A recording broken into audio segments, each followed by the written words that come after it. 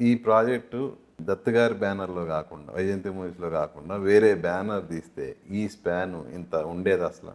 అసలు నాకు తెలిసి ఇది జరగకపోయేది సార్, సినిమానే జరగకపోయేది. అందుకే ఈ కథను ఎప్పుడు వేరే ఒకటే ఒక ప్రొడ్యూసర్కి చెప్పాను నేను, స్వప్న గారికి చెప్పగానే నచ్చింది. అంతే, నేను దీన్ని అంతకు ముందు కూడా వేరే ఎవరి దగ్గరికి వెళ్ళలేదు.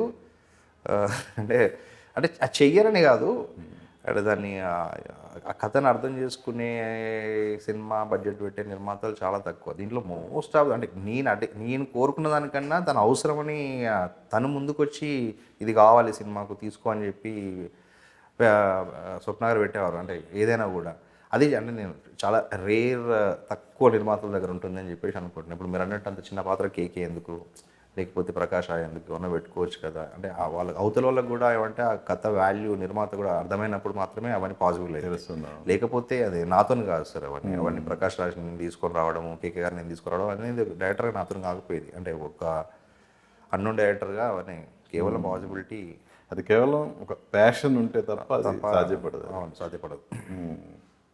వేరే ఎవరు చేసినా మాత్రం ఇది ఈ స్కేల్ అవుట్పుట్ మాత్రం రాకపోయేది సార్, అదే ఐఎమ్ ప్రెటీ షూర్.